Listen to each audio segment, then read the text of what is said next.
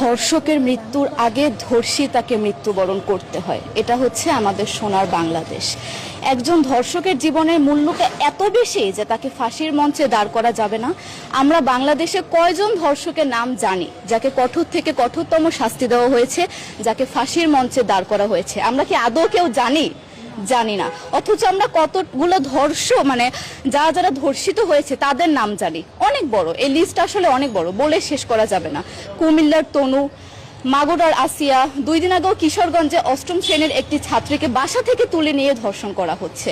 বাবার হাতে মেয়ে ধর্ষিত হচ্ছে, ভাইয়ের হাতে বোন ধর্ষিত হচ্ছে। আমরা আসলে নিরাপদটা কোথায়? আমার মনে হচ্ছে আমরা যেন আইয়ামে জাহিলিয়া যুগে চলে গিয়েছি। মাঝে মধ্যে মনে হয় এর থেকেও খারাপ সময় আছি আমরা, কারণ ওই যুগে মেয়েরা অ্যাটলিস্ট সম্মান নিয়ে মৃত্যুবরণ করতে পারত। জন্মের পরপর জ্যান্ত মাটিতে পুঁতে দেওয়া হতো, আর আমাদের ধর্ষণ করে নির্মমভাবে তারপর মৃত্যুবরণ করতে হচ্ছে।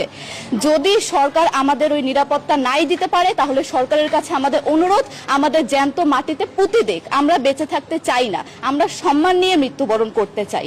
আমরা এই দেশে থাকতে চাই না যে এই দেশে আমাদের কোনো নিরাপত্তা নেই, যে এই দেশে রাস্তা দিয়ে হাঁটলে আমাদের মধ্যে একটা আতঙ্ক কাজ করে, কখন কি না কি হয়ে যায়। আইন উপদেষ্টা বললেন যে ধর্ষকের নাকি ফাঁসি দেওয়া সম্ভব হবে না, তাহলে নাকি নিরীহ মানুষকেও মাঝে মধ্যে ফাঁসির ব্যবস্থা করা, মিথ্যা মামলায় ফাঁসিয়ে দিয়ে ফাঁসির ব্যবস্থা করা হতে পারে।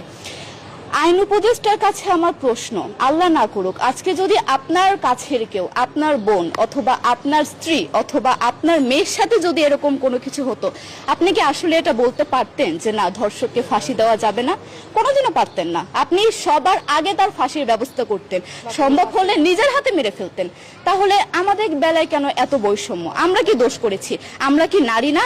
আমরাও তো কারো বোন, আমরাও তো কোনো বাবার সন্তান, আমাদেরও তো বেঁচে থাকার অধিকার আছে, তাই না? কিছু হলে মেয়েদের পোশাকের দোষ দেওয়া হয়। আমার কাছে প্রশ্ন, একটা 8 বছরের শিশুর মধ্যে এরকম কি থাকতে পারে যেটা একটা পুরুষকে অ্যাট্রাক্ট করবে, যেটা একটা পুরুষকে সিরিয়াস করবে? সেরকম হলে আসলে ধর্ষণ করা হতো সবসময় প্রাপ্তবয়স্ক মহিলাকে। কিন্তু আমরা আসলে পরিসংখ্যান গবেষণা করলে দেখতে পারি যে ধর্ষক সবচেয়ে বেশি করা হচ্ছে শিশুদেরকে, কিশোরীদের সবচেয়ে বেশি ধর্ষণ করা হচ্ছে। দৃষ্টিভঙ্গি পরিবর্তন করুন, চিন্তা ভাবনা পরিবর্তন করুন, ধর্ষকদের আইনের আওতায় আনুন। যদি আইন উপদেষ্টা অথবা প্রশাসন যদি ধর্ষকদের শাস্তির ব্যবস্থা না করতে পারে, আমাদের হাতে তুলে দেন, আমরা নিজেদের হাতে শাস্তি দিয়ে দিতে পারবো। এই সাহস আমাদের মধ্যে আছে। বেঁচে থাকার জন্য আমাদের যতটা কঠিন হতে হবে, আমরা কঠিন হওয়ার জন্য প্রস্তুত আছি। আমরা ফাঁসি চাই, ধর্ষকদের কঠোর থেকে কঠোরতম শাস্তি চাই। যতদিন না পর্যন্ত ফাঁসি দেওয়া হবে, যতদিন না পর্যন্ত ধর্ষকদের শাস্তির ব্যবস্থা করা হবে, আমরা আমাদের আন্দোলন অব্যাহত রাখবো।